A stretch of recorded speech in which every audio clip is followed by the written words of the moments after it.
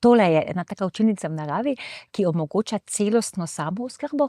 To pomeni tako za hrano, za vodo, za energijo, pridobivanje tudi vedenja o tem, kako narava deluje, kako zemlja nastaja, katere rastline lahko pridelamo, zakaj so pomembne za našo zdravje in pa predvsem, kako lahko tako neodvisno živimo od trgovin pa od tega zunanjega sistema. Medgeneracijsko učenje je to skoraj najpomembnejše, zato ker večina obiskovalcev so družine, kjer pridejo stara mama, pa stari ata, pa sin ali pa hčerka s svojimi družinami še in si pridejo pogledat sisteme, kako bi doma nadgradili, ker ugotavljajo, da doma starejši ne zmorejo, mlajši nimajo časa, otroke bi pa radi malo zaposlili in jih odtegnili od digitalizacije in na tak način predstavim take celostne sisteme, kot so ti vertikalni sistemi ali pa življenje v jurti ali pa kako se mlaka izdela in na tak način si potem umeščajo te posamezne ureditve v svoj domači prostor.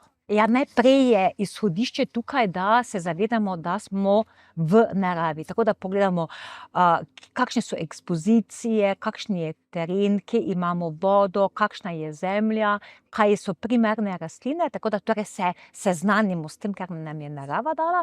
In potem preko obiska tukaj pogledamo, kako z ureditvami, ki jih pa mi vzpostavimo, delno posnemamo naravo, delno pa uresničujemo svoje želje. Sama se s sladkim pelinom ukvarjam, zato ga tudi več sadim in potem tudi predstavim, na kak način se ti sistemi vzpostavijo. Vedno pogledamo, kako zemljo lahko spremenimo, ker tudi če mi imamo zelo veliko željo, da bi radi kmetovali, pa zemlja nam tega ne omogoča, se da po zelo enostavni naravni poti tudi izboljšati. Potem pogledamo objekte tudi, tukaj so ti naravni objekti, kot so jurta, čajnica, kuhinja, sušilnica, zemljanka, kozolc, rastlinjak in pri vsakem objektu tudi obrazložim, kako se naredi in zakaj je pomemben, tudi glede gradbenih dovoljenj. Tako da ljudje, ki imajo neko zemljo, lahko potem vsaj nekaj od tega neposredno, jaz temu rečem, prekopirajo tudi k sebi. Danes biti celostno samooskrbni je najprej sprememba v načinu razmišljanja. To pomeni, da moraš v sebi začutiti glas, da želiš živeti bolj povezan sam s sabo in bolj povezan z naravo. In potem se ti kar začnejo same odkrivati številne priložnosti, na kak način lahko že v naravi najdeš rastline, pravimo jim divje rastline, ki so mnogokrat tudi istočasno zdravilne rastline, ki si jih lahko vgradiš kot del prehrane. Potem ugotoviš, da so okoli tebe sosedje, ki itak že nekaj pridelujejo, pa tudi imajo kaj za prodati. Potem ugotoviš, da tudi sam že nekaj mogoče znaš ali pa se naučiš. Danes je ogromno možnosti, da se lahko naučimo. No, eni pa smo se odločili iti tudi po tej strokovni poti, da znanje razvijamo na tem področju, tudi inovacije, ker vemo, da preteklosti ni bilo treba toliko prilagajanja kot danes in potem s temi novimi pristopi, ki jim pravimo permasistemi, pa te vertikalne ureditve in pa uporaba kompostnih snovi, da preprečujemo izhlapevanje zemlje, vse to pa zmanjšujemo, to odvisnost zalivanja, težkega fizičnega dela. Tako da ja, če v sebi začutimo ta glas, potem je nešteto priložnosti, da smo lahko samooskrbni. Ja, pomembno je, da imamo več virov energije, da nismo odvisni samo od elektrike. To pomeni, da uporabljamo še drva, torej ogljik, potem da uporabljamo še, če je možno, kombinirano z sončno energijo, tam, kjer je možno tudi vetrna energija.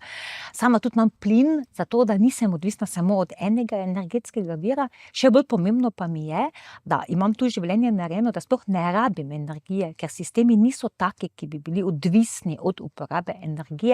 In to bi dala na prvo mesto. Torej življenje zasnovati brez ali pa z minimalno uporabo energije. Sama sem imela zelo srečo, da sem precej dolgo časa živela v tujini in sem tam že imela stike z drugačnimi oblikami rabe tal, ki ne temeljijo na klasičnem izkoriščanju naravnih potencialov, ampak na sodelovanje z njimi. Tako da mi je bilo, tudi ker pač predavam take predmete, zelo pomembno, da iz teorije v prakso prenesem stvari in da nadgradim teorijo z novimi spoznanji in tudi danes, ko ustvarjam karkoli zunaj, ves čas razmišljam, kako to gre v kontekst, kako bi narava to naredila.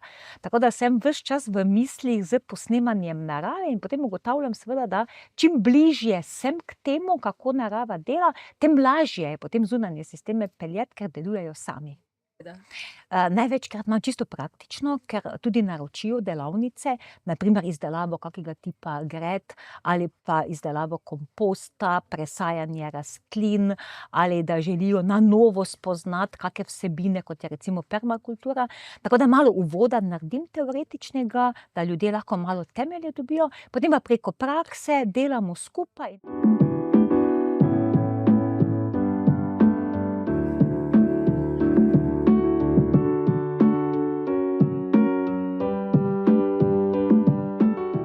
Yes, I have my own garden and I have ideas for my own garden too, especially what to do in one spot where that is not very good for agriculture. It's very stony. Now I see what it's possible to do. Yeah. Actually, the program was very good. It is our third day, and I will take a lot of ideas, and I wrote a lot of ideas, and I will think and implement them. Well, with these techniques, I'm aware of them just partially.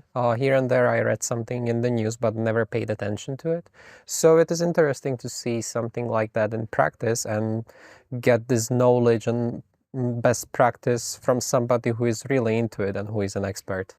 Mladi živijo zdaj v povsem digitaliziranem življenju in jih seveda jaz popolnoma razumem, da jim sigurno ni prioriteta skrb, kako si bodo kaj pridelali, ker tudi nikoli niso bili odgovorni še za karkoli.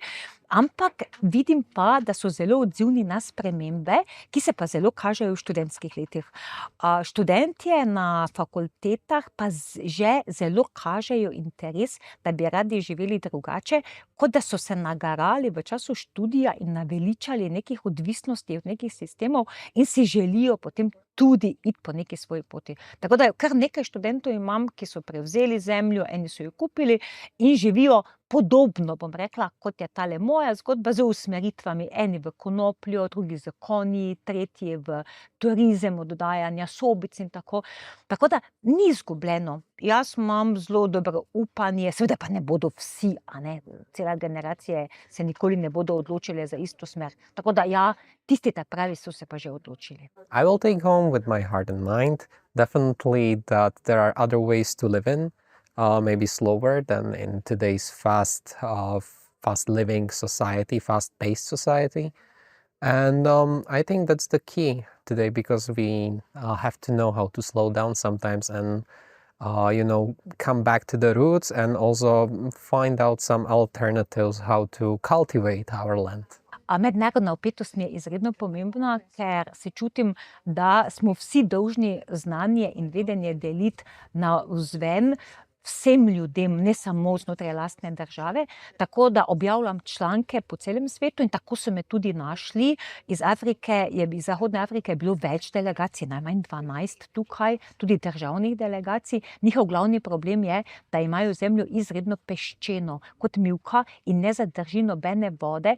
In njih sem naučila, kako lahko z ostanki, ker pridelujejo neko hrano, recimo ob reki Senegal riž, prej so oni slamo kar skurili, zdaj pa jo seveda zmeljajo in jo vgrajujejo v zemljo. In ta riževa slama, ki je drugačna od naše slame, omogoča, da se potem lahko voda zadrži in na ta način, ker neke druge biomase gozdov in tega nimajo, da se potem ta voda lahko zadrži, istočasno pa kuhinjske odpadke kompostirajo v obliki okrogle grede, tako da na sredino odmetavajo to, kar ostane od trebljanja zelenjave, okoli pa zelenjavo že sadijo. In na tak način si te mini ureditve teh gred omogočajo, da lahko vsaj en obrok zaužijejo sveže zelenjave lastne, pri tem pa zopet nastane neki organski odpad, ki ga zopet vrnejo nazaj v zemljo. In torej te sisteme zapiramo tako, da naravo čuvamo, istočasno pa omogočamo vsaj delno samooskrbo, tudi v teh afriških državah, ki imajo zelo skromne naravne pogoje. To mi je najboljša stvar, torej kako iz neživega živo narediti. Mnogo območij v Sloveniji je, ki res nimajo ugodne zemlje in ljudje bi želeli kaj pridelati, pa se ne da. In zato vedno štartam iz tega, da pogledamo, kaj je, torej kaj imamo, kaj nam je narava dala. In ko ugotovimo, kakšne so te lastnosti, tako kot tukaj na primer zelo veliko gline, brez vode, brez prekoreninjenosti, brez organske snovi, je naslednjo, kaj pa torej rabimo, da bo to lahko živelo, in seveda obstajajo mnoga spoznanja tudi iz preteklosti že, da recimo minerali, kristali zelo pomagajo pri lomljenju težkih snovi in seveda dodamo v tem primeru silicij in potem dodamo še organsko snov, ki je pač vedno zasnova za hrano, za rastline. Tako da rekla bi, da nekako splošna znanja pokombiniramo v neko praktično ureditev, ki pa potem v resnici da rezultat. Sama se s tem sem še tudi prej že ukvarjala, zdaj teh zadnjih 15 let pa to res intenzivno in bom rekla, kar veliko po Sloveniji pa po tujini imamo dobrih zgodb, ki delujejo na ta način kombinacij narave pa našega tudi malo znanja. Zelo pomembno se mi zdi zavedanje, da vsak od nas ve, da je del tega širokega univerzuma, da smo dejansko vsi med sabo povezani. In tudi če se nekomu zdi, da je sam, osamljen, v resnici ni. Torej vsi med sabo imamo povezavo z energijami in kar se lahko vsak naredi, je, tako kot smo tudi mi sprobali, si enostavno sproba izmeriti, kakšne energije ima, in ko to enkrat začutimo, se v nas naseli optimizem in določene stvari kar tečejo same. And of course, I see that we can get more energy somehow to work, not to be tired, but to be enthusiastic. Maybe we can find this energy in ourselves, in our work, doing what we like and what are aims and opportunities. Tako da torej vstran z nekimi negativnimi mislimi ali pa z nekimi primerjavami, nekdo lahko nekaj, jaz ne morem, nič več to ni potrebno, vsi lahko vse, vsi imamo znotraj sebe potenciale, samo začenjamo jih uresničevati.